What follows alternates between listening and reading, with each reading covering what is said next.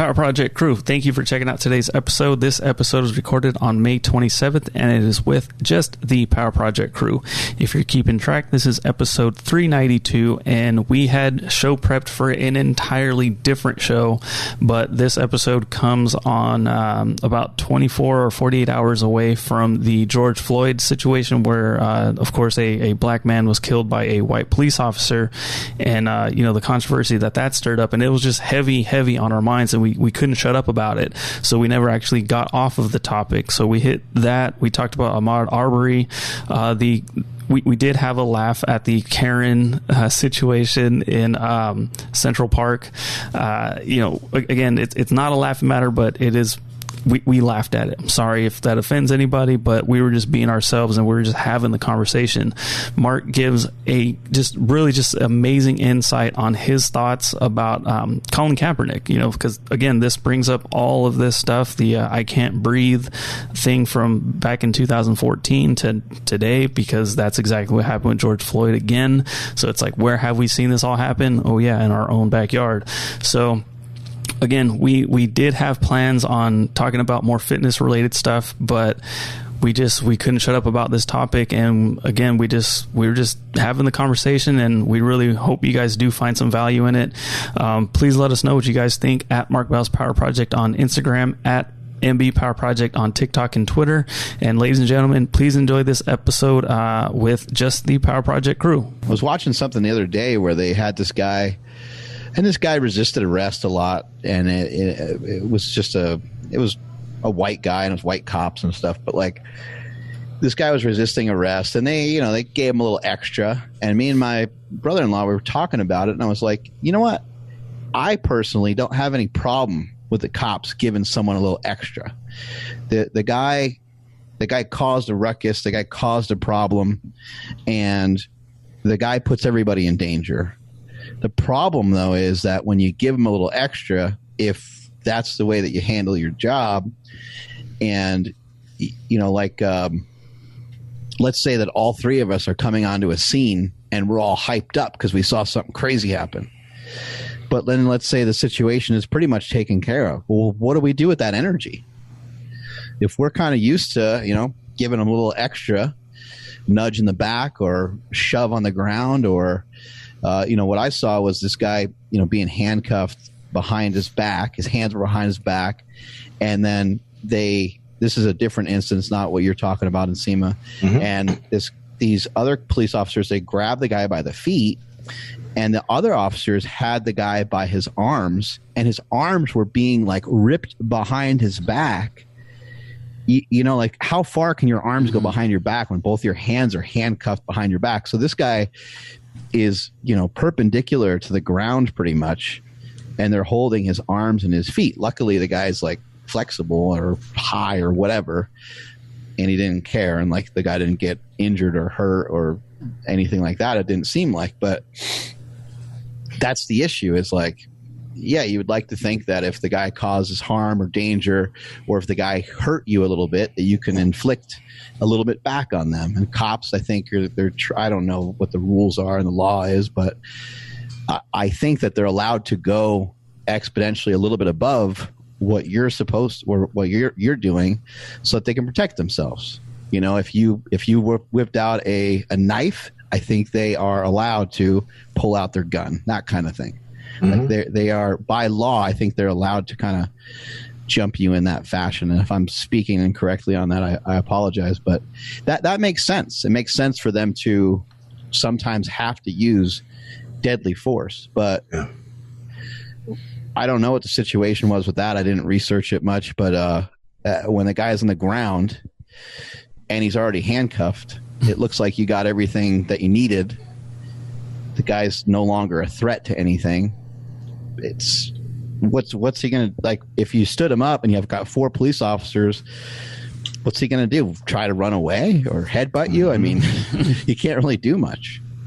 Yeah, man. It's crazy. The whole video is just it's one of the most disturbing videos that we've seen from these situations, because okay, his knees on his neck for a few minutes. The man's continuing to say he can't breathe. The man starts to lose consciousness, and then the crowd hops in and they're like, "Yo, he's losing consciousness.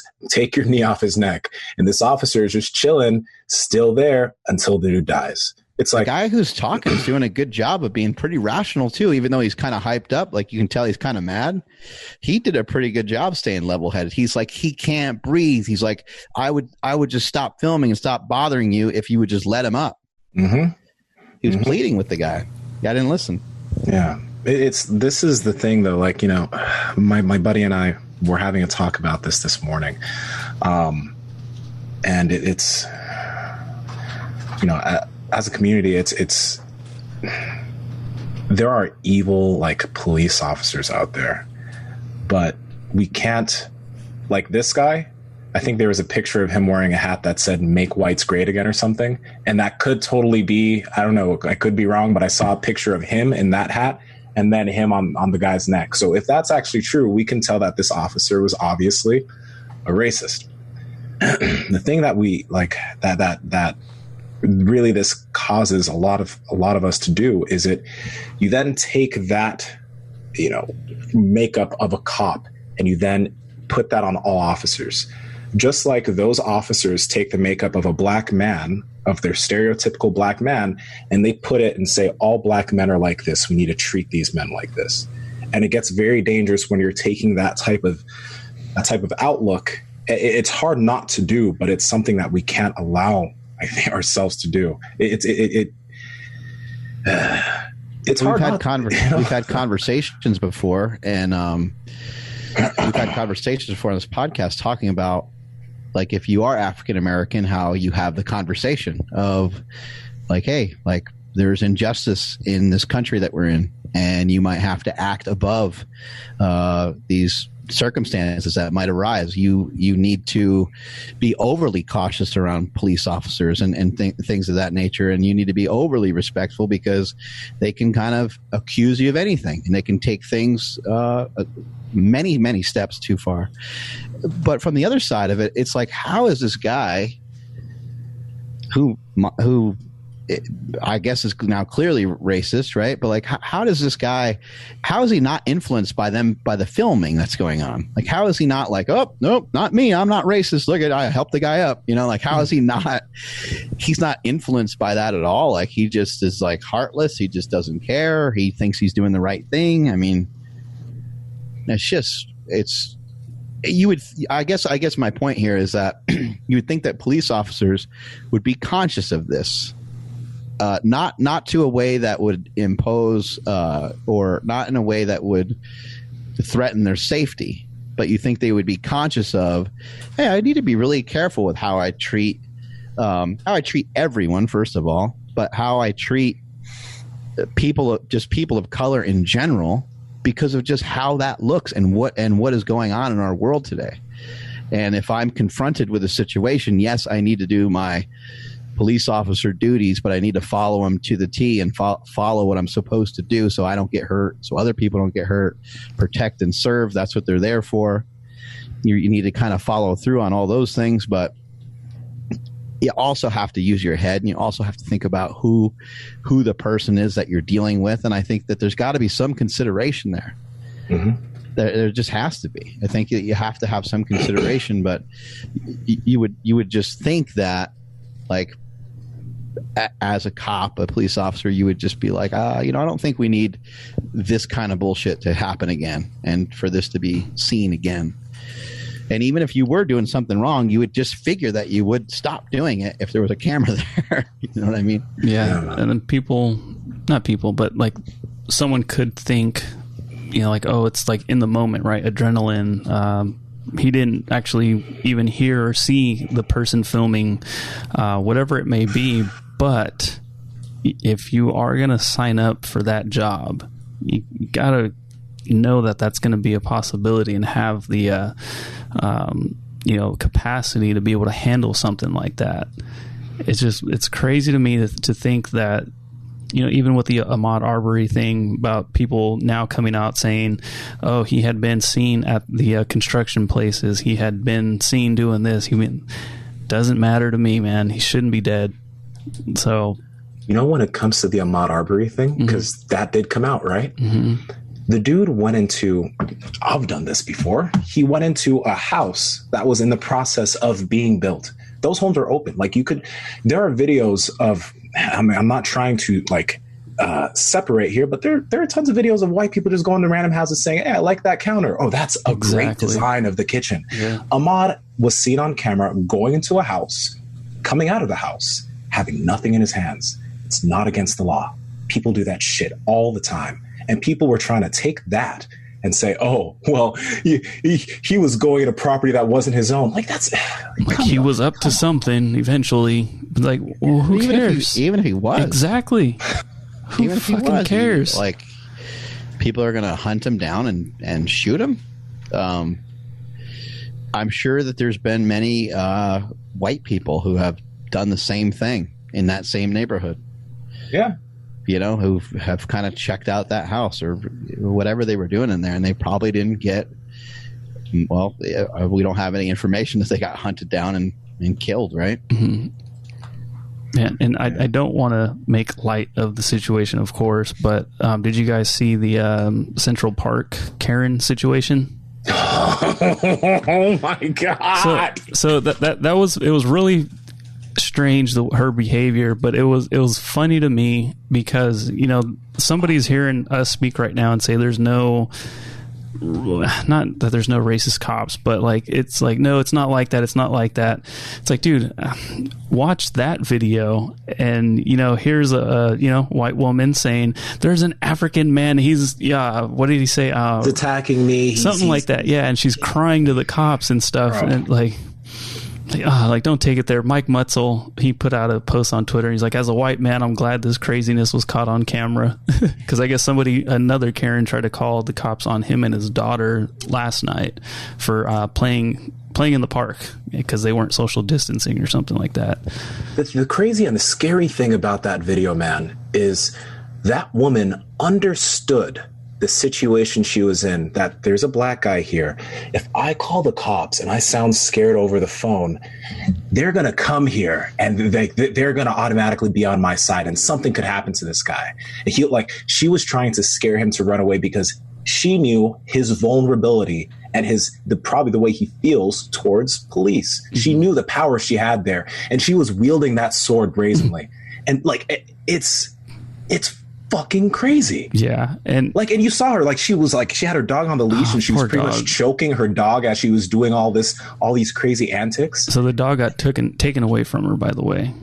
One thing I don't know is I don't know if these things will help or assist anything, especially in the case of what was going on with the police officer with the guy with the knee in the guy's back. I mean, I think that white people will still identify that as, well, that guy's a criminal, that guy.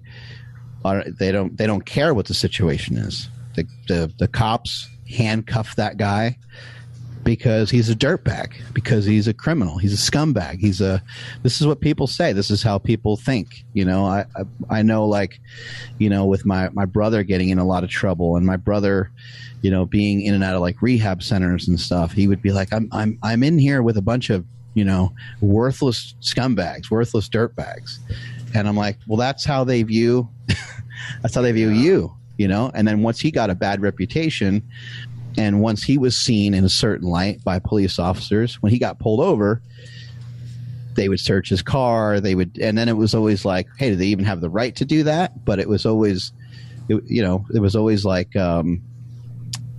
we just never knew what the hell we couldn't get the truth from him ever, obviously, but it was always these weird circumstances of do the police even have the right to do that? Just because you've been in trouble before doesn't mean you're not trying to change your own ways. But I think a lot of people view it as a criminal's a criminal. You You are a troubled person. You get in trouble all the time, and fuck it. You know what? If you die, you die, because you shouldn't be getting in trouble like that anyway. Why not just listen to the police officer? Why not just sit down and do what you're supposed to do? Because I know for a fact that a lot of people are looking at that video and they're like, I wonder what he was doing before that. You know, just as they're saying with the guy that was inside the house and he got hunted down in the neighborhood in Georgia. They're saying the same thing. Like, what was he doing before that? He must have, he probably did something to them, or he probably stole something. He did, they want to, whatever they can make up, and I think a lot of times people, those people, and what I'm saying, my point here is that I don't know how much that we'll actually learn from this, because I think people just dismiss it and they'll put it in that category. Like, that guy is a criminal. He shouldn't be in that situation. I don't know what he did. He did something to somebody somewhere down the line. Maybe he didn't do it this time, but he probably did it somewhere in his past, and he deserves what he gets. Like, there's people that think that way. And I'm not sure how I know that we need more knowledge and we need to knock down the ignorance that's out there, but I think that there's a lot of train of thought that's that way. Yeah. Unfortunately.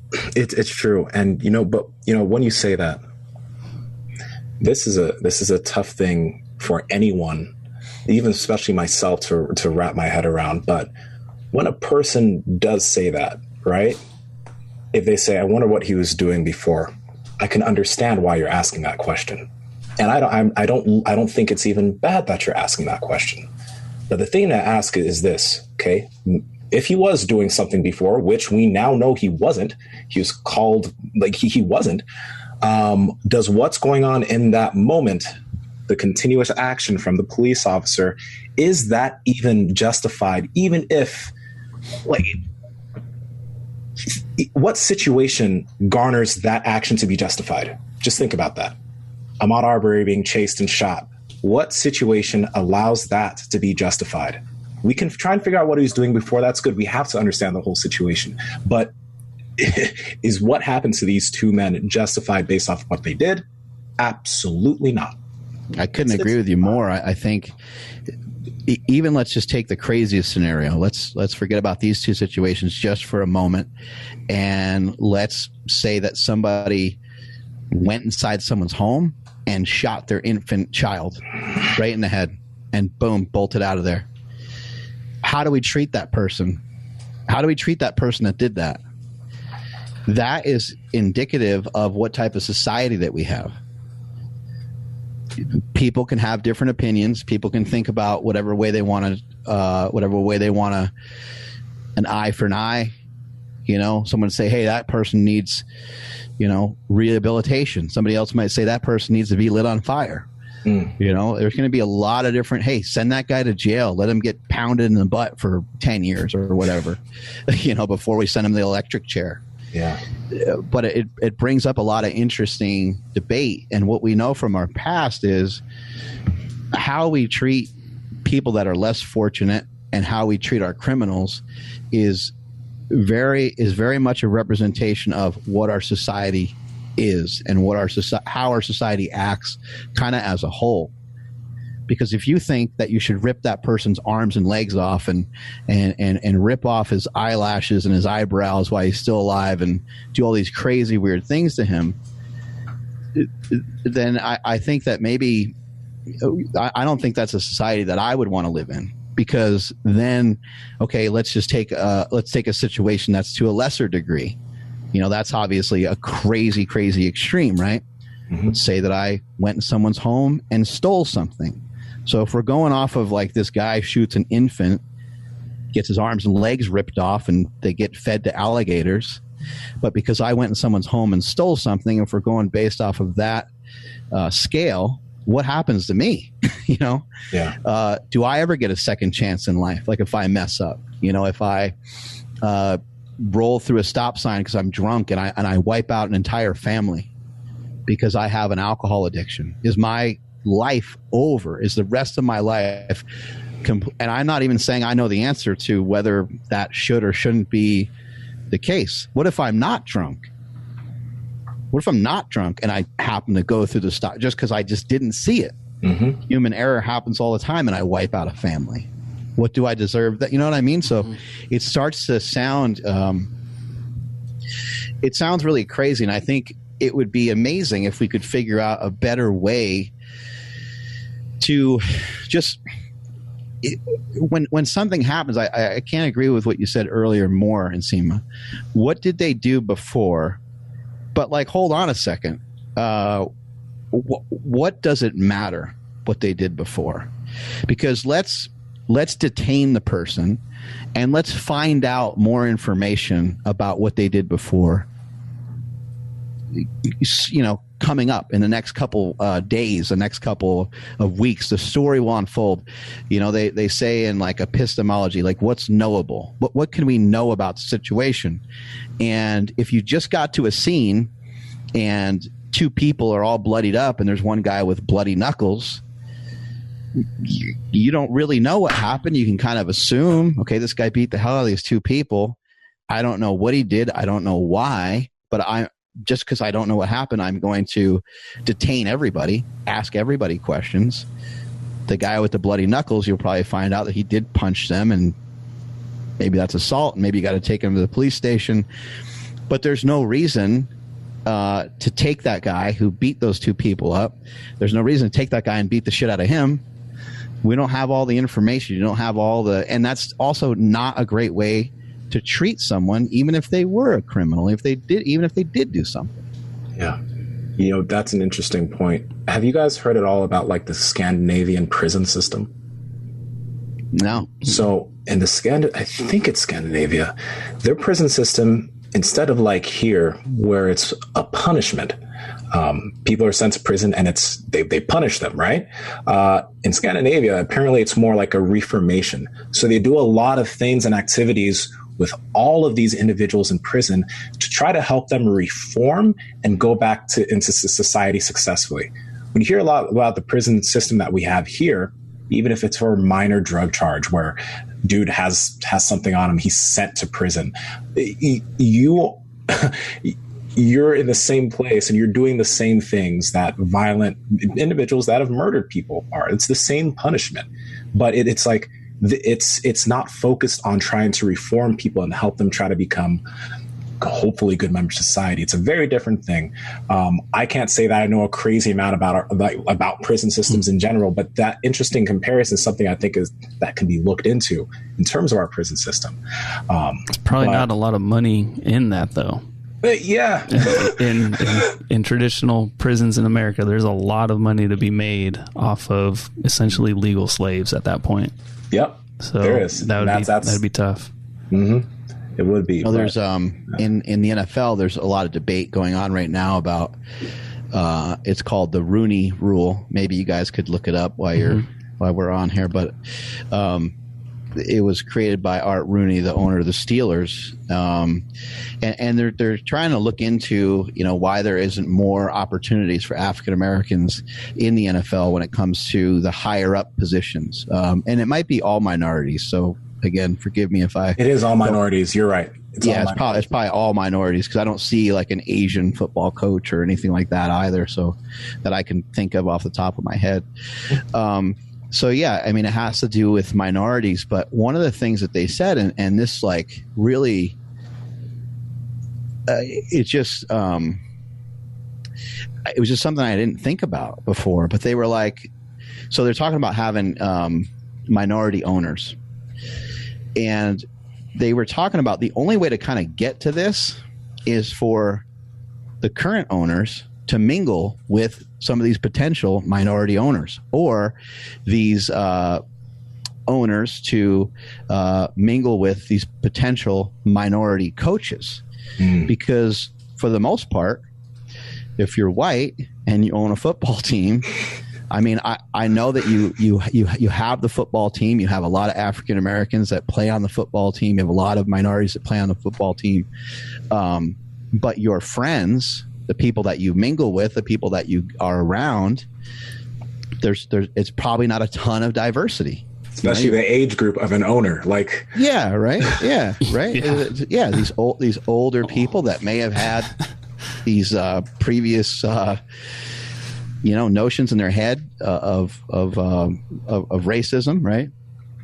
And so they talked about like, what do we do? Do we institute like these awkward parties where people are now having an opportunity to kind of get around each other? And they were really trying to explore like what do we do with this situation? One of the things they proposed was to encourage teams to get to hire minority coaches, and then you would get like extra draft picks for it and stuff. But that sounds really weird. It sounds like someone's head is in the right spot because they're trying to solve the problem, right? Mm-hmm. They're like, okay, this is an issue. Well, maybe we can do this, and maybe this would help support that. But that doesn't really. That sounds a little strange to me. So it's I don't know. I found it all to be very interesting, but that wasn't something that I thought about before. I'm like, yeah, well, these coaches probably. These owners probably are unfamiliar with some of these coaches. Mm-hmm. Some of the coaches could potentially be coming from, schools where there's where the entire school is black, or the entire school is African American, or something like that. So, like, how would the owner have been someone who has any knowledge of some of these people? So yeah, it was just very, very interesting. Yeah. So the Rooney Rule is basically they just have to meet a quota of interviews, not actually hiring. So they got to hire, or they got to interview someone of a different ethnicity for the head coach position, or any senior, I don't know, some kind of, I can look it up again, but just like a higher up position, mm-hmm. They have to at least interview somebody of a different race.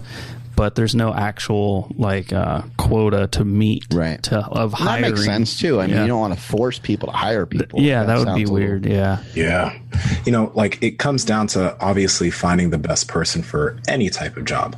You don't want to just hire someone just because they're Asian or just because they're black. That undermines all the work that person has potentially done, and all the work that the potential better applicants have put in too. Mm-hmm. But what it sounds like from what Andrew said, it is kind of necessary to allow, or to somehow get individuals that are also trying to vie for these positions into the room to have the opportunity. If they don't meet the expectation and there's someone that is actually better qualified, okay, cool, that's fine. Like that always the best person that's qualified should get the job. But if they're not even allowed to get an opportunity, or not, they're never seen, that's a big issue. Yeah, I'd be curious to know, like, before that rule, how often were, black dudes being interviewed for being a coach? Like, was it like never? Like, I wouldn't know, but, it would be interesting to see that, and then to see after, like the guy from the Colts. I can't remember his name. He won with Dungy. Coach Dungy, one of the greatest, Like, would he have gotten his shot if not for this rule? I don't know timelines and stuff, so I'm not sure, but... You're right, Nsima. Like, if at least they now have the doors open, and it's up to them to crush that interview. Yeah, that's it. I think it always comes down to who's the best person, not do we have enough Asians in our facility? Do we have enough this in our facility? As it is, like, Asians, Latinos, etc., we are a minority in the country. So if you think logically about this, for most of these areas, we will be the minority there too anyway. It's not going to be half black coaches in the NFL and half white coaches, just because there are just probably more white dudes that are able to have access. But there are probably a lot of black and Asian coaches or whatever that just haven't even been able to get their foot into the room. Mm-hmm. Yeah, and we're not too far away from, America, the white male Americans will be the minority. We're creeping closer and closer to that. And so, I don't know. Well, I don't think we'll ever be out of the woods. I think people are always going to have disputes, and when anything's just remotely different, whether it's you believe in a different religion, you have a different belief, you have a different skin color, for some reason, I don't know where it came from, or how it is, or how it works. That people they love to fight about it. They love to not see the other person's side for some reason. I don't know what that is, but hopefully we can keep working towards, getting to a better place. Yeah, not seeing the other person's side. You always talk about being rational, and it just, to me, it seems like whenever somebody sparks they go hard in the paint on no, that wasn't a racist cop, he was doing his job. It's like, well, think about it rationally, dude. Does a person deserve to die for whatever reason? We've been saying no, they don't. So think about it rationally. Goodness. But yeah, you're right, Mark. I don't think we're going to be out of the woods for a long time.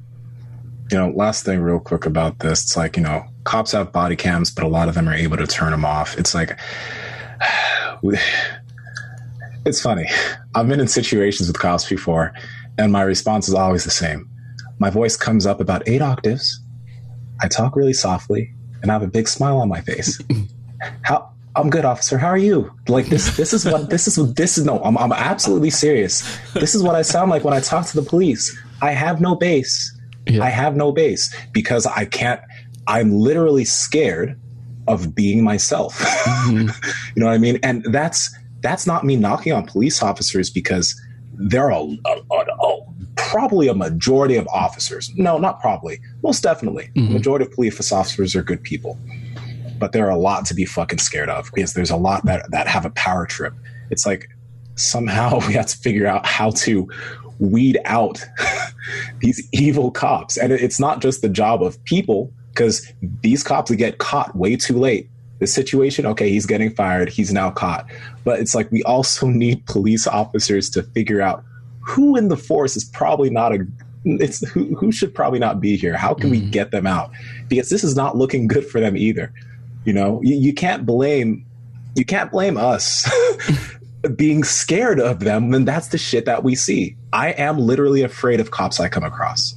I know they're not all bad, but I am afraid. Ugly situation, It's just an absolutely ugly situation. And that guy's family, I'm sure everyone's running through excuses on why to still even be supportive of him.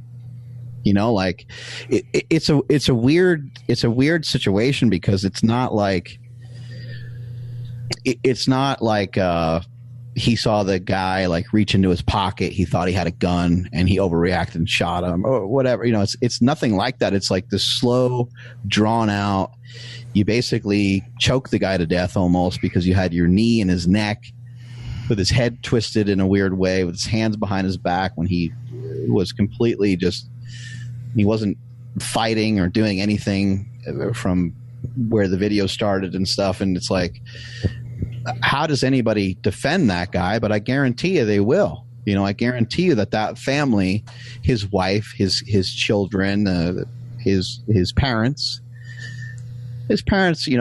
somebody in his family might be strong enough to admit, oh yeah, he made a mistake, but they'll just view it as just a mistake. And it's no, that's way different than just a mistake. You took someone else's life, and you did so in a very slow and drawn out way that lasted minutes. It's one thing to throw the guy down, be on top of him, and to kind of rethink what you did, and you maybe laid on him an extra 45 seconds than you should have, and then you pop up and you say, you know what, I'm over it. I'm not emotionally attached to it anymore. Give the guy his space. That's one thing. But what this guy did, it was, there's a big difference, right? There's a big difference between somebody murders someone because it's out of a fit of rage, or almost a spontaneous thing that they weren't calculated about it. When Chris Benoit, the pro wrestler, when he snapped and he killed his family and killed himself, I think initially people just thought that, boom, he snapped and that was it. But that's not what happened. When they gained further information, he killed his wife.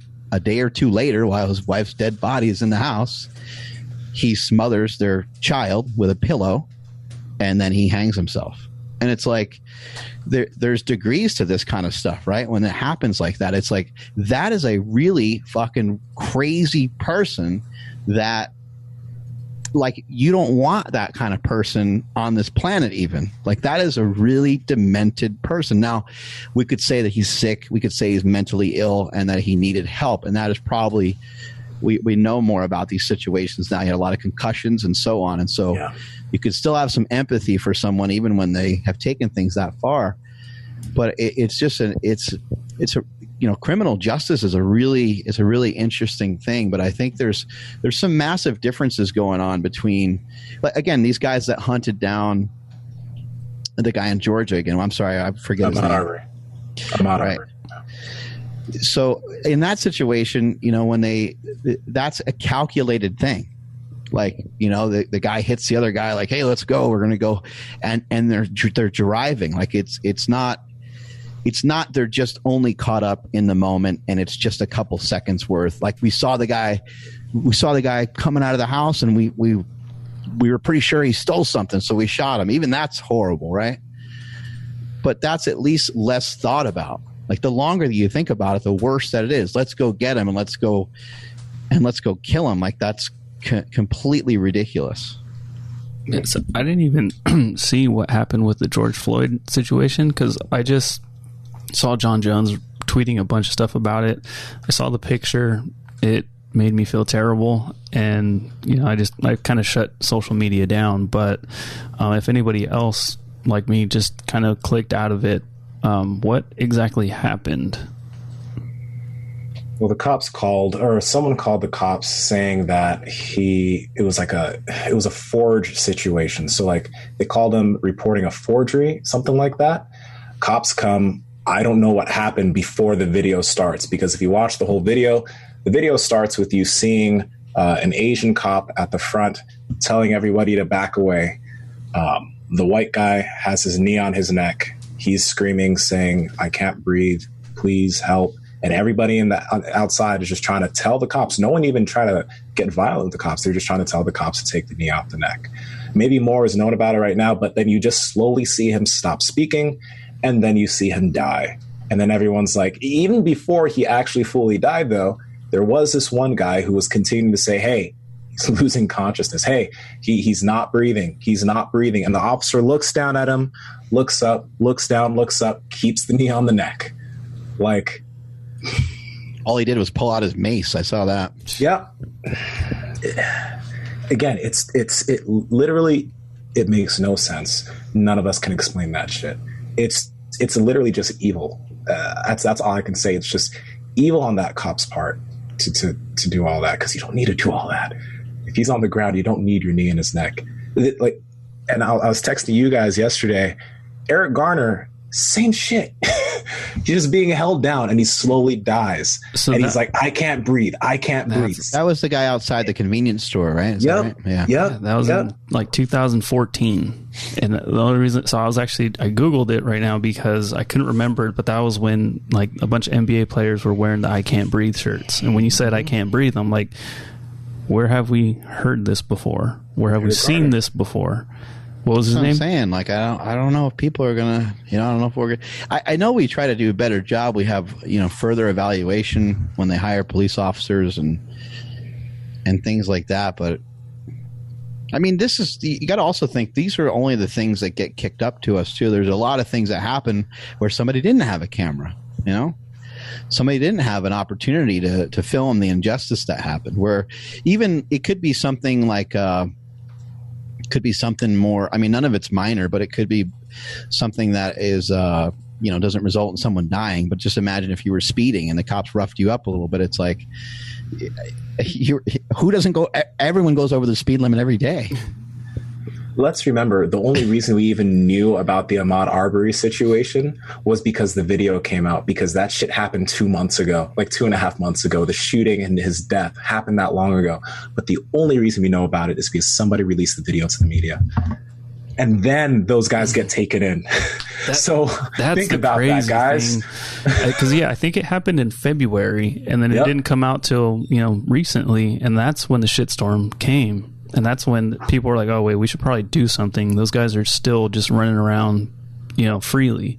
It's like, what? Like, hold on. Like, Yeah, people are saying like, can't put them in prison right now because of Corona and all that shit. People were mentioning that, but then why were they taken in now? Like, why do we choose to take them in now? Because everybody knows when there are eyes on the situation, people will act accordingly. But when no one's watching, we don't know what the fuck happened. And it sucks because everything works this way in terms of like. The police officers, I mean, at least they have to go through some physical and through some like psychiatric evaluation and stuff. But when you are like a politician, they're trying to have more strict policies on that as well. But as we were just talking about with the Rooney Rule, and again, I'm unaware of like, what kind of rules we have in terms of hiring politicians. But I mean, we're seeing some really hard evidence of it right now. Like, the politicians are quite possibly some of the dumbest people that we could ever rally up.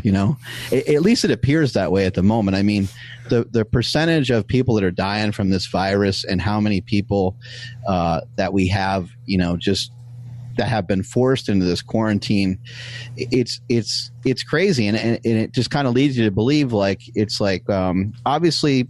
People need to have certain credentials to be a politician. And I shouldn't say that they're all stupid, right? But a lot of them, I'm sure, are very intelligent, and I'm sure many of them are very well-meaning. But how are these people not fighting for our rights right now? I mean, this is why we elect these officials. This is why we elect these people. And, when elections come around again, I'm going to be the first person to be – I don't even normally vote I don't always vote on the local level, but now I'm going to pay a lot more attention to that.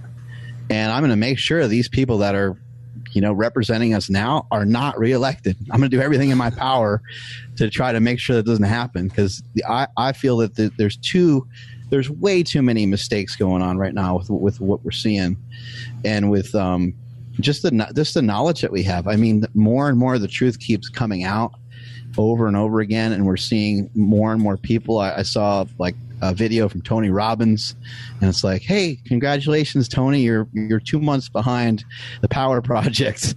His whole thing is saying a lot of the similar things that we found on this show. And as the truth comes out, like, will there be any punishment for these people? These people that not really saying there should be a lot of recourse necessarily against well, I mean, maybe there should be, because what has happened is leading a lot of people to be more depressed than ever. What has happened is leading people to, and again, it's people's own interpretation of what's going on. They could make the best of the situation whatever way they can, but some people just don't know any better. They had their job, now they don't have their job. Now they're pissed off. Now they're upset. Now they're depressed, and so on. So it'll be interesting to see what kind of happens moving forward with all this. Politics is murky, man. Politics is so murky. I'm going to be the first to say that I don't know all of the policies and all the things that a lot of these guys are doing, but I just find it so funny. You mentioned Joe. You didn't mention Joe Biden, but when you mentioned there are a lot of dumb politicians out there, he came first to mind, because I watched the interview that he did with Charlemagne. The whole interview, by the way, not just the part where he said what we're about to talk about here. I'm not black. He said, "You're not. If you have to choose between Trump and myself, or if you can't make that decision, as in if you don't vote for me, you're not black." But that's not even what I want to really talk about here. That whole interview, Joe Biden didn't mention one thing, because like Charlemagne, obviously a lot of black people are going to be listening to this interview, because Charlemagne, that's his audience. So the whole point of Biden coming through is for the listeners is, okay, what are you going to help our community with? Biden didn't say one thing he was going to help the community with, by the way. There was a lot of like dodging. There was a lot of like buzzwords and things, but there was no, this is what I'm going to do. So his only point in doing that was just to kind of like say some nice things, secure a vote, and move on. That's politics. Like, politics isn't actually, this is actually what I'm going to do. Sometimes they'll end up talking about that, but it's just like, if I can kind of secure these people, I don't really got to focus on them anymore. I know that most black people don't like Trump, so I'm going to pander to them a little bit and get them to like me, and then I'm going to move on to the people that I'm unsure with. It's so muddy. Right. And this is the fact that he said that, though, there's still going to be people that just hate Trump so much you're gonna have to vote for Biden. That's your only other choice, you know. But it's man, it's stressful. Yeah, which one's the lesser of the two evils? Like, I think I've been hearing that every just saying Trump. Yeah, every election. I think I've been hearing that, you know, like since forever. But yeah, I don't know. Even Robert Kiyosaki was like, Trump's a bullshit artist. Like, you know, he was, you know, and that's his boy. But you know, so he's talking from a different place, or coming from a different place. But even he was talking about politics is like all, you know, it's all lies. It's like, oh gosh, it's crazy, dude. Yeah, man. You know what's interesting though? Like, me and my buddy were also talking about this morning. I don't expect anybody to like, I don't expect anyone to post up anything about what's just happened recently. It's not an expectation. When I look at my feed, I'm not looking about who's talking about it, who's not. Because we were kind of talking about, do people have a responsibility to talk about this? And then we brought up, our conversation ended up talking about The Rock, because The Rock is a clean man. And I say this because, like, if anything happens, he doesn't go towards the waters, because he knows how divisive these types of topics are. And that's like, it's no one's responsibility to talk about it, but you wonder sometimes, maybe should they or not? Because like, if someone like him did that, that'd be so divisive to his audience. Like, if you look at LeBron's comments, man, there's so many people that were like, I can't believe you posted this. This is insane. I'm unfollowing you because you posted this about Floyd. People were pissed at him for saying it was just a wrong thing to do. You know, this, it's just, there's a lot. I don't know. Yeah, I think a lot of people choose to, be kind of silent about some of these things, because I just think they're not sure what good it will do, you know, and I think that's the real issue. So if you really think about it, so let's just say that The Rock comes on screen and he talks, you know, IG Live, and he talks about the situation that just happened. And he said, this is clearly an injustice and we want to make sure this doesn't happen ever again. But it's like, how do we even do that? Like, there's not a way to implement something. He could just simply voice his opinion and say how he's affected by it, and you know how he's internalizing it and stuff like that. And that might be helpful to some people. That might help give some people some hope, because they might be like, yeah, man, I feel the same way. This is ridiculous. You know, they might kind of get behind that. But the main thing to try to think about here is, how do we get more educated so we can figure out a way to where these things don't happen as much? Like, could our schools have more diversity? I think that would be helpful. Like, I wasn't exposed to a lot of minorities.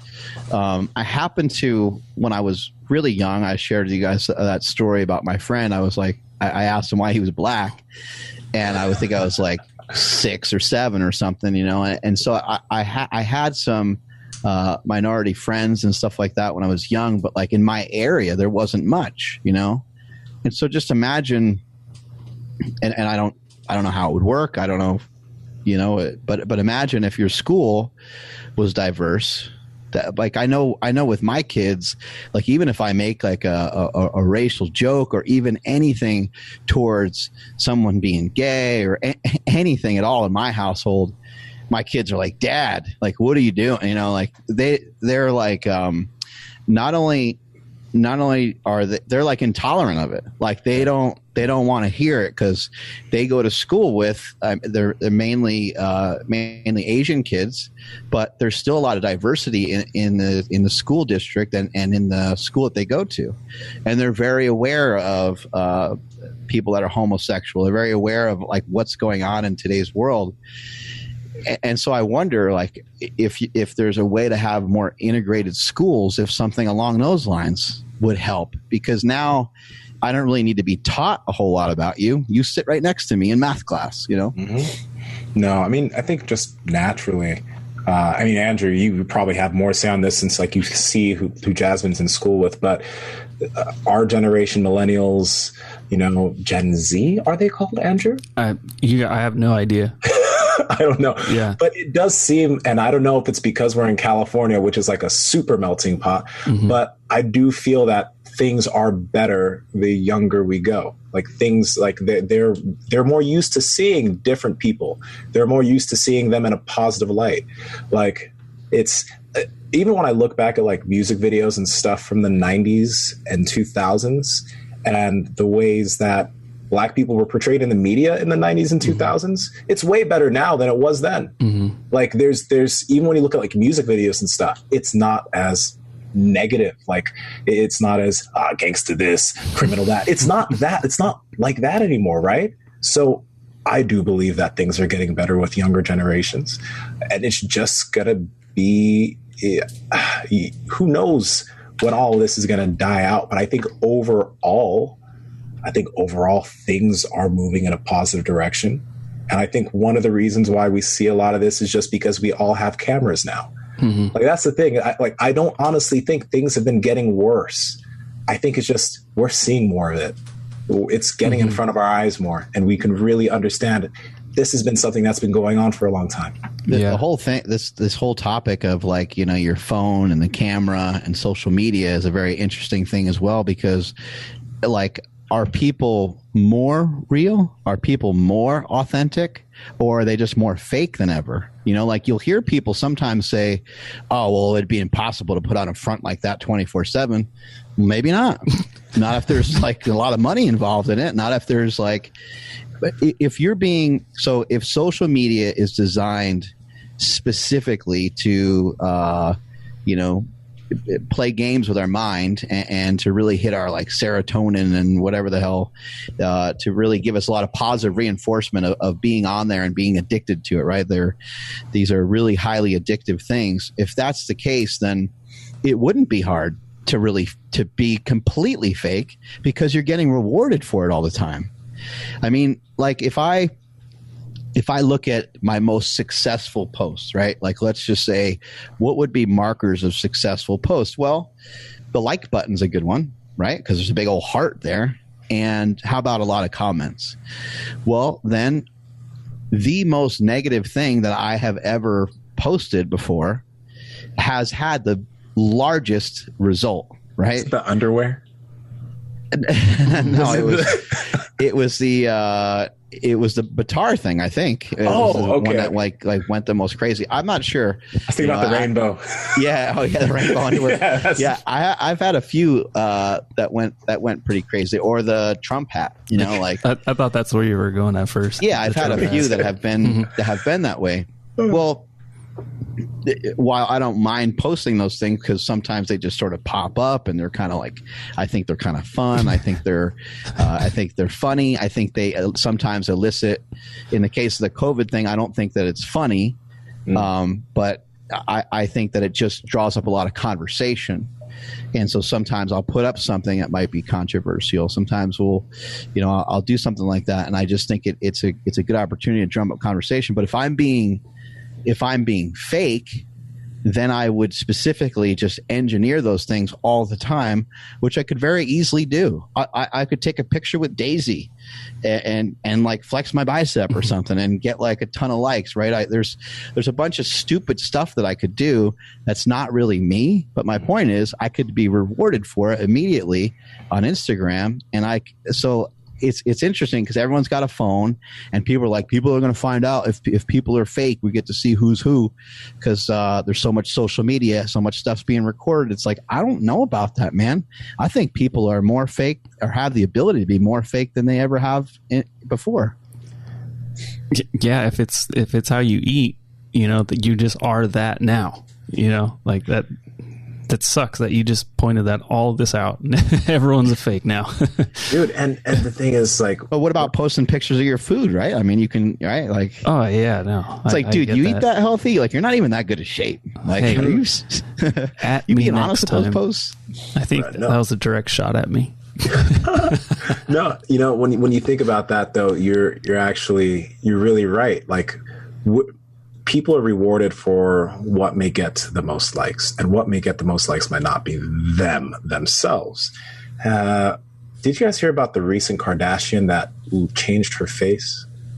She got another plastic surgery. I'm sorry. I gotta look this up. Is it Chloe or whatever? But there's a. All right, that's enough for racial equality. On to the Kardashians. No, I'm sorry, but this kind of just goes. Funny. This goes into exactly what you're saying. It's Khloe Kardashian, right? So that's O.J. Simpson's daughter, right? Is it Chloe? Yeah. O.J. Simpson's daughter. Okay. She just got a surgery. By the way, that's the only like fact that I know about the Kardashians other than like the sex tape thing. But yeah, that's about it. So Khloe Kardashian gets another plastic surgery. Khloe Kardashian doesn't look like Khloe Kardashian anymore. And you know, they've all changed their faces substantially from who they were before. But the thing is this. Those photos are going to get way more likes, way more shares, way more views from the public. Her literally getting a fake face. Literally changing her face and becoming somebody different is going to get more attention and more likes and more love from the whole community. And that's the person that she's going to be because it's rewarded, right? Like, and if she has a makeup line or whatever, like that's going to now sell more because she's prettier now. Or, you know what I mean? Like, that's what social media is. But we know that if someone had fake tits, that we wouldn't like that, right? Not in this house. We wouldn't click the like button for that. We have high standards over here. I love Jesus and I love my woman. I don't. Nope. We follow no women on this podcast. Oh my God. Yeah. But yeah. All natural, just like Perfect Keto's. I don't know. I was trying to spin that, but it's actually just no artificial sweeteners. My bad. But I did want to bring them up because we do have a new promo code. Things got switched up for this upcoming month. Have you guys had the peanut butter cookies yet? No, I have not. You got them. They probably sent them directly to you and not us. I think they sent them all to me.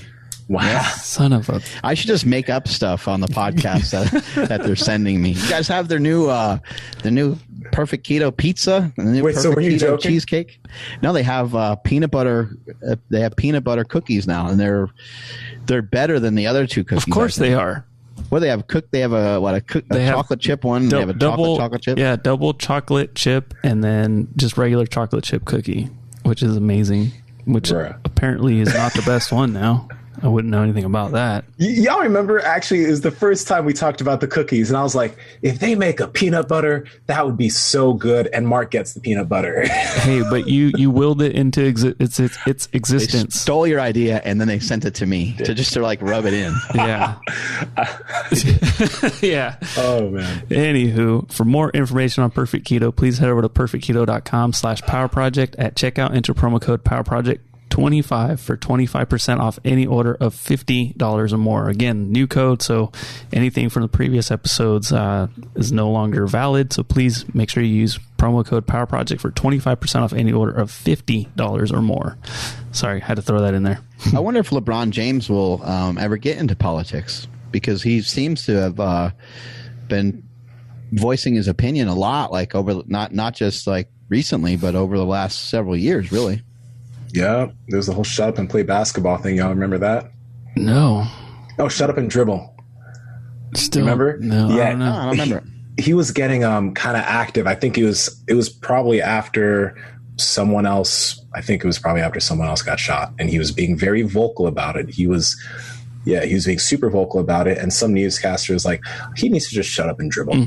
Because it was like, these athletes shouldn't be trying to get involved in terms of these things and putting their influence into it. And I think we could really use someone like him. Yeah. He has this whole school thing. He does a lot for the community. He does a lot in terms of awareness. I wouldn't be surprised if he did. I think so many people are turned off by trying to be a politician. It's, we were talking to Bo Hightower. And it's like, how reasonable and how intelligent of a person does that guy seem like? And it seems like it sucks that he doesn't want to be a politician. Like, it seems like it could assist humanity. Like, if somebody who has that amount of knowledge would want to go that route, but he was like, nah, it's going to be too much on my family. And probably a lot of people probably feel similar. Like, there's like too much heat associated. Maybe The Rock, or maybe like a Cena, or maybe someone like that. Maybe they just don't want to it can get real dicey. It can get really, what's the, I guess it makes some sense for The Rock if he's, traveling down the Arnold Schwarzenegger road a little bit. Maybe those are some things that call to him. I don't know. Essentially. Yeah. Let me ask you guys this. I just want to get both of you, I'm curious what you guys are thinking. You remember and NFL players were still doing this when they were kneeling during the national anthem. And a lot of these players are making sure to clarify that they're not disrespecting America. They're trying to bring awareness to something that's happening within their community. But for some reason, there were so many people that were spinning this and saying they're disrespecting our flag, they're disrespecting our troops, when it doesn't have anything to do with our troops. It doesn't have, negatively, even in that context. And just when you look at those situations, you're just why can't people just kind of see what these athletes are really trying to say? It's like you're taking another type of message and putting that on top of it when that's not the intention. It's the tension behind it. Yeah, exactly. People get mad and then they're irrational. The second that you get mad, you're the second that you're like, fuck Colin Kaepernick, man, it's stupid. As soon as you say that, you're already done. Now, if you can say, hey, I disagree with what Colin Kaepernick did, and here's why. Well, now we're in a good conversation. This is excellent, right? Mm-hmm. I would say that, what Colin Kaepernick did, I would say that it's justified because I don't know through what other means if indeed he's authentic about wanting to get this particular message across, which I think that he is. A lot of people don't think that he is, but I think not only was he, but he also got his message across, right? He got everybody's attention. Now, people are going to say, you can't use the NFL's platform for that. That's disrespectful to the NFL. The NFL provides you that platform. But how else is he going to do it? He's going to hold a press conference. No one's going to care. No, if he does it in a very logical way, he I don't know, writes a letter to the fucking commissioner or whatever. If he does these kinds of things, I don't think he gets heard nearly in the same way. Maybe he gets heard. Maybe he gets an opportunity. Maybe he gets a shot. Maybe he gets to talk with Oprah or something like that on TV, and maybe he gets some of his message out there. But I don't think it happens in the same way and to the same degree. I would also say I don't really know any other way than to sometimes get attention than to stir the pot. But what I would say in regards to that situation in particular is I would I've listened to Jocko Willink before, a lot actually, but Jocko Willink, when he would talk about being a veteran, and he would talk about being a veteran, being involved in war, being someone that served this country versus being a civilian. I think a lot of people in the military, they have resentment at some stage for civilians because they're like, man, I can't believe these assholes live their life this way. And how dare Colin Kaepernick act that way when we're fighting for his freedom? Now, a true veteran, I believe, somebody that's more level-headed, and I heard Jocko talk about not specifically Colin Kaepernick, but to kind of extrapolate what he said and put it into this, as he was retired from the military and as he saw how people acted, he was like, you know what? It's that guy, that person's right to act like a complete asshole, because that's what I fought for. I fought for the freedom for that guy to be an asshole and for that guy to be a drunk every day. And I fought for that guy over there to be an entrepreneur. I fought for that guy over there to be a lawyer. I fought for that guy. That's a choice that I made. I made that decision to go and fight for these beliefs that I believe in. I took orders and I went and I did that. So I would kind of, when I think about, like a Colin Kaepernick or somebody, and I'm not a fan of violence. So anything that's violent, I would just love to see someone think of a different way, but maybe even sometimes that's necessary. I'm not sure. But I think what Colin Kaepernick did was nonviolent. And I think that was I personally view it as intelligent, regardless of what anybody else kind of thinks of the matter or what they think of me thinking about the situation. I think it's intelligent because I don't know in what other fashion he could have got his message across. And I also think that is what America is based on. That is what our freedom is for. That our freedom is to say, you know what? I totally disagree with that. That is pure bullshit. And I'm not, I don't, you reserve the right to, now don't go and disrespect the flag in a way that is going to mess up everybody else's happiness and mess up don't go and grab the flag and rip it up in front of people. Don't go burn a freaking flag. Yeah. Yeah. Don't go burn it. Don't go act like a crazy person. Now that's a whole different category of stuff. Don't go spitting on it and don't do stuff like that. That's very clearly being disrespectful to the flag, to the country, and so on. But even in that case, you have the freedom to do so. Like we're not going to chop your arms and legs off for even if you threw the flag on the ground. I mean, now if there's military people there, they're going to beat your ass, I'm sure. But you get my point. Like, I think that if we're trying to think about why do we have these freedoms, what are they for? Well, they're to continually to try to progress society forward. How do we keep moving society forward? Well, we keep asking good questions. I'm not in favor of the way that the police treat African Americans. I'm not happy with the way African Americans are being treated in the United States. So when they do the national anthem, which is to show respect for the country, I'm not going to put my hand over my heart, and I'm going to kneel instead, or whatever the situation. I think it made a lot of sense. One of the most peaceful things he could have done. Yeah, I think to answer the original question, like what. Why were people so up in arms about it? I think it just has to do with the flag, and on this big stage, it's an NFL game. It's kind of like a lot of people like get real emotional during that time. The American, they'll get an American flag that's the size of an entire football field, mm-hmm. and it looks sick, dude. It's amazing. And then, so here's their super high point in their lives, and then they look over and there's Kaepernick kneeling, and it's like, whoa, wait a second.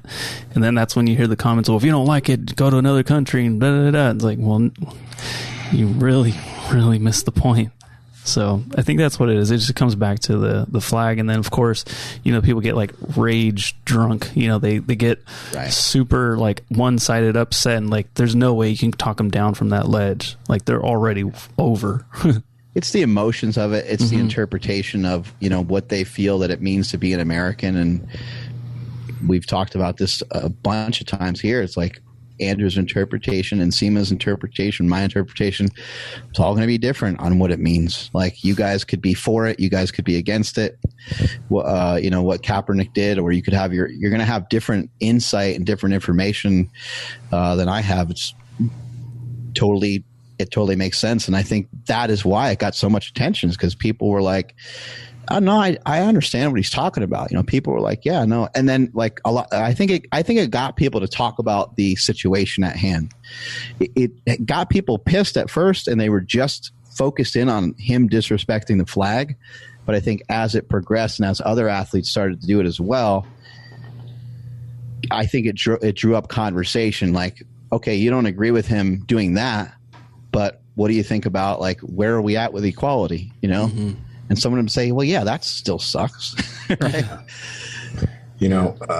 Off of all of this, for everyone that's listening, even if you disagree with something that I've said here, even if you disagree with something that Andrew said, even if you disagree with something that Mark said, remember that we're all here just having a conversation about it. You know what I mean? And if you disagree with me for something here, I don't hate you. It's okay for us to have disagreements, but we want to continue to have a conversation about it. You know what I mean? So just remember that. Like, it goes back to the same thing when we were talking to Daryl Davis. Be willing to just have a conversation with somebody about it, right? Get your viewpoint out. If you guys want to comment something that maybe disagrees with something here, don't be afraid to comment at it. We ain't going to hate your guts. Okay? Just want to be clear, because these types of situations, I personally don't think that they should be as divisive as they are, but they are. And it's, when you have a viewpoint about something, You don't think it's radical, but some people will disagree. But, you know, let's have a conversation about it. If you have something you want to mention in the comments, comment. We'll see it. Just saying. Yeah, I mean, like, just to get pissed off and to, you know, be angry. It's not going to be something that's going to help resolve stuff. I think asking further questions, you know, hey, what do you think about this? Hey, you know, they said this about this situation.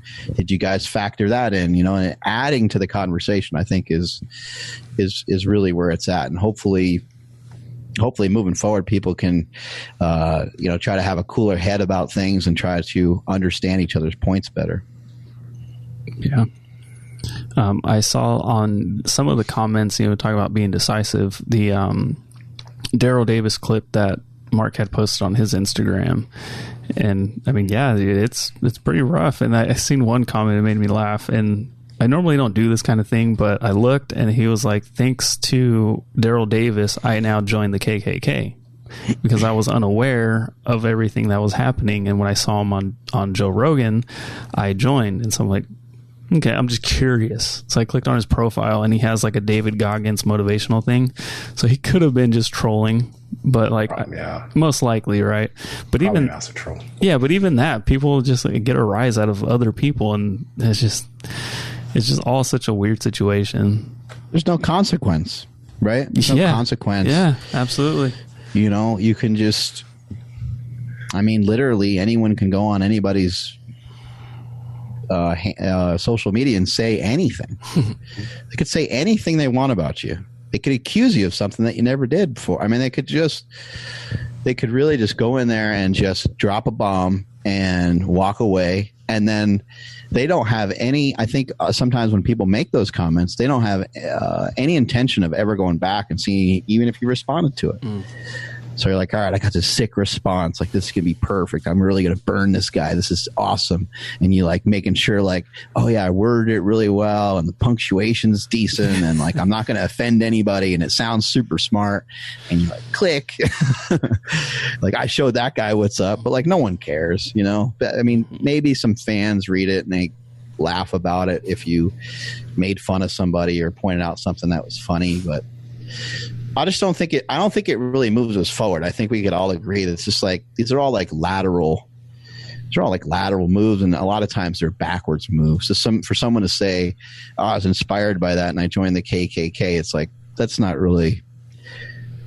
moving anybody forward. It's not funny. You know, the guy was probably trying to be funny. Mm-hmm. The guy was probably trying to like, you know, think that this is like a humorous thing.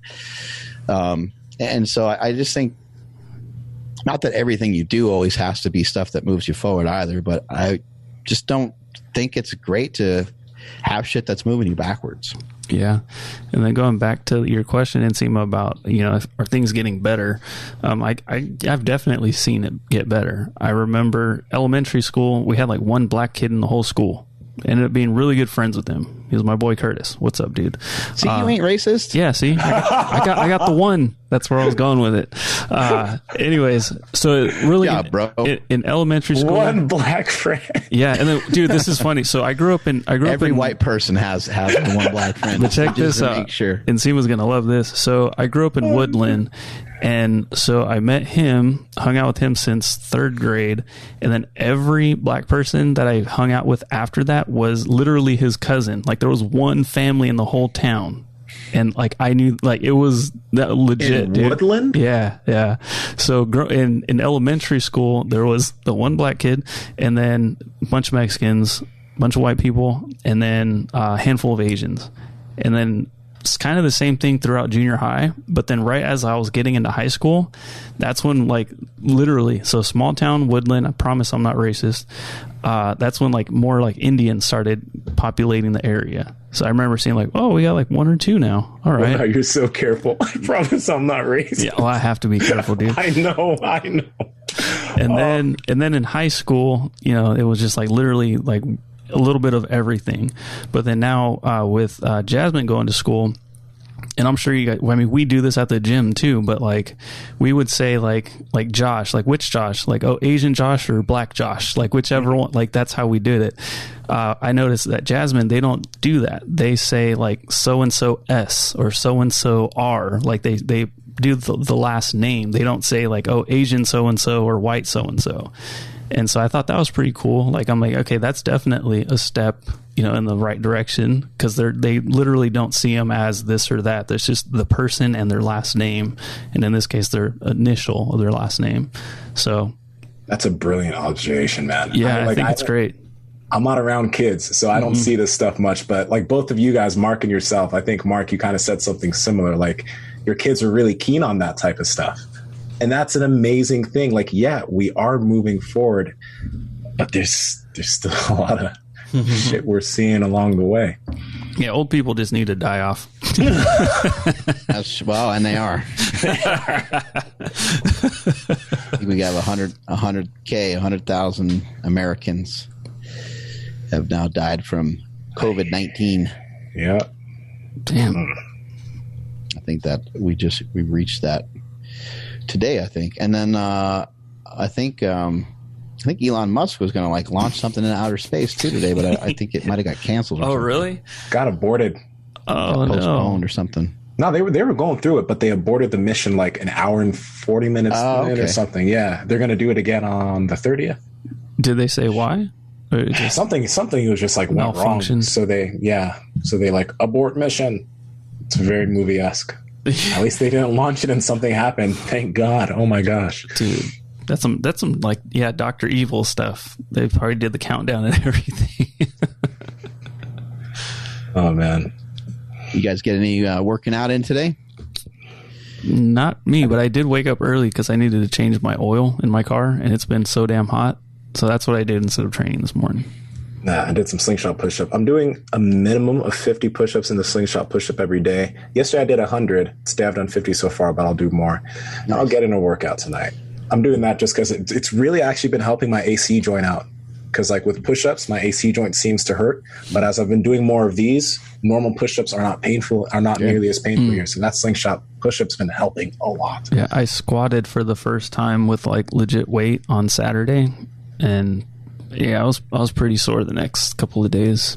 It was pretty bad, but I did use the leg press and I did a lot of other accessories. Yeah, how you liking being back at ST? Dude, it was fantastic. I mean, so I went on like I think it was like a Tuesday morning or something, and it was just me and Sully, and he always has the music going. He's an animal, but like just being in the gym and hearing the music loud, because like when I train here at home, it's early, so like everything's quiet, and it felt so like I was like, whew, I really did miss this, you know? And then, of course, Saturday, people started showing up, so it was really cool. Yeah, it was great. Good to see that Sully hasn't missed a meal either.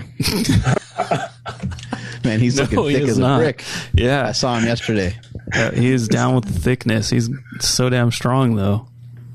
Yeah, always built. Yeah. Yeah, I was in there yesterday. I got a chance to train some boobs. Nice. Yeah, so I drove down 2 days ago, stayed the night, and then trained in the morning and got a bunch of stuff shot with my big fat friend Jesse Burdick, and all that went really good. It was cool to move around some weights. It's been a while, you know. I just did some like dumbbells and cable crossovers and just some pure bodybuilding stuff. But I think, you know, people that are when you guys do get the opportunity to get back into your gyms, you know, give it some time. Like just pick stuff that you really like and that you really enjoy, and do it maybe a little lighter than you're used to. And give yourself about 2 weeks, you know, before you start really trying to like push. But just have fun. You know, go in there and just treat it like you did when you were young, when you first started training. Like just literally pick the exercises that you enjoy, do a bunch of those, and I would say maybe have like 2 goals. One is to like work up a sweat, and 2 is to not have, you know, long rest periods, you know, just so you can bring up your conditioning a little bit. But just keep it super simple. I think a lot of people are going to come back off of this and they're going to get hurt. you got to be really careful. You know, if you're basing some of your lifts, you're going to go percentage based, and you're like, yeah, I was, you know, in the middle of this program, and you know, my max was 400 in the squat, and you're going to try to, you know, do percentage based stuff again. It's like, well, you got to take a huge knock on that. And I just wouldn't even really worry about that. I would just do like set to 10 and 15 and stuff like that, just for a little bit, just to get used to the exercises again. Yeah, there's be gentle with yourself, please. I think we might have another I don't know if we're gonna have another conversation about this, but yeah, be really gentle with yourself when you go back in. Don't go off of your last maxes from your last training cycle. Just get in, get some good work, keep it easy, moderate, leave the gym feeling good. Don't leave the gym feeling beat up, or you won't be in there for another 3 or 4 days. You know, please. My chest is really, really sore. Yeah, I killed it. I mean, I started out with cable crossovers, and I did some dumbbell work, and I did like flat incline, and then I finished with cable crossovers again. That's always brutal when you start and finish with the same exercise. That's always tough. And then for today, I went on a 3-mile walk with the 40-pound weight vest, and then I did a podcast with the people at Barbell Shrugged, and I did that podcast. I just left the weight vest on because I was like, there's a good opportunity just to keep this thing on for like 4 or 5 hours. So that was my training for the day. My traps were lit up. Dude, you know, I'd be so, okay, so y'all know how I've been using the Whoop thing, right? I'd be so interested in seeing, like, because they have this thing called strain on it. I've been like moving a lot of things from this house to another house, and all of those moving heavy boxes is to track my heart rate. That's a substantial amount of strain. And then that on top of like the jujitsu I do, it really has it high. But with all the miles of walking, the weight vest that you have, the heart rate and all that type of stuff, it's like there's, let's just say 15 or 16 is kind of high strain. But honestly, Mark, based off of like the stuff you do, I feel like almost every day you'd be above a 20. But that's a good thing, because you're feeling good. Like, you're doing all this cardio, you're getting your heart going, you're feeling good as you're doing all of this. So you're like, even though you're still getting better at all the running stuff, you're probably just like in incredible shape right now, and people don't realize that. Yeah, it feels good. I feel awesome. When I went back yesterday and worked out and stuff, Tom's like, holy shit. He's like, you got even more shredded. He's like, I've been trying to, do this and that. And he's like, look at my legs. He's like, my legs are so skinny. And I was like, yeah, and I flexed my leg. I was like, my legs got jacked, and I haven't squatted or haven't, I body weight squats. I was like, I've just been doing some sprints. And he's like, oh man. He's like, I got the short end of the stick here. Shit. Yeah, man. That's crazy. It's good though. Yeah, that's awesome. All right, men.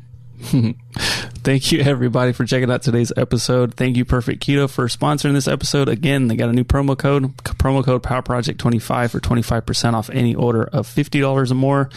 For more information on them, please check out the YouTube and Facebook show notes and iTunes show notes. Please make sure you're following the podcast at Mark Bell's Power Project on Instagram, at MB Power Project on TikTok and Twitter. Also on LinkedIn, again, Facebook, YouTube, all over the place. My Instagram is at I am Andrew Z. If you want to get in touch with me, if people wanted to talk to Nsima, how could they do so? Nsima Inyang on Instagram and YouTube, at Nsima Inyang on TikTok and Twitter. Mark? At Mark Smelly Bell on Instagram, Twitter, YouTube. Thank you guys so much for following along. Appreciate it, and appreciate all the support that I'm getting at markbell.com. I was excited over the last couple of days working with Jesse Burdick and Josh Settlegate, putting a bunch of stuff together for their website, and it's just been great. Like, we've had such a good response from the people that are on there. And in addition to that, to give everybody an update on my boy Corwin, who I've shared some information about him before. He's the guy that had the heart attack. He's been doing great, and now he's actually like starting to lift. So he's making like progressions. He started out with walking, and he would walk just a few thousand steps a day. Now he's up over 10,000 steps a day. Now he's starting to lift. He can lift like 20 pounds. He's not supposed to really lift any heavier than that, but I have encouraged him. I've actually gotten on the phone with him and said, hey man, we got to get you like bodybuilding. So we're going to give him like a kind of full on like bodybuilding program to do for a while. And once he's able to, do some bodybuilding for about 6 weeks, and hopefully the COVID stuff is lifted, the quarantine's lifted, I'm going to have him pick a powerlifting meet. But it won't be for a while because we got to wait till he's like fully healed up and everything. So yeah, just some fun stuff, man. It's great to be able to influence and inspire people like that. It's really cool to see someone take the advice too and take it to that next level. He's lost like 40 pounds. He's been kicking a lot of ass, and it always just starts with one step, starts with one small step. So if I can encourage our fans of this show to do anything, it's just to start. Pick something and just start doing it, whether it be walking or riding your bike or some sort of any activity, whatever the hell you can do. Yeah. Do it. Find something simple. Find something that can be repeatable. Strength is never a weakness. Weakness is never a strength. Catch y'all later. Thank you guys again for checking out episode 392 with just the crew. I sincerely appreciate your guys' time, and of course, taking the time out to download this episode, listen to it, and hang out with us for a little bit. Really quick, we want to thank everybody that's been rating and reviewing the podcast on iTunes. It helps us out so much, and because this was such a heavy episode, I'm going to do my best to lighten it up with a really funny review, which makes me very happy. This one's from Nacho Gaines. It's an amazing name. He says, second wave, quote, ha ha ha, dude, the second wave is the worst. Keep up the good work. Nacho, thank you so much for that, dude. I know you're kind of having fun with it, but really that does help us out. So if you listen right now, if you would like to hear your name read on air, please head over to iTunes, drop us a rating and a review, and you could hear your name on air, just like our homie Nacho Gaines. We'll catch you guys on the next one. Peace.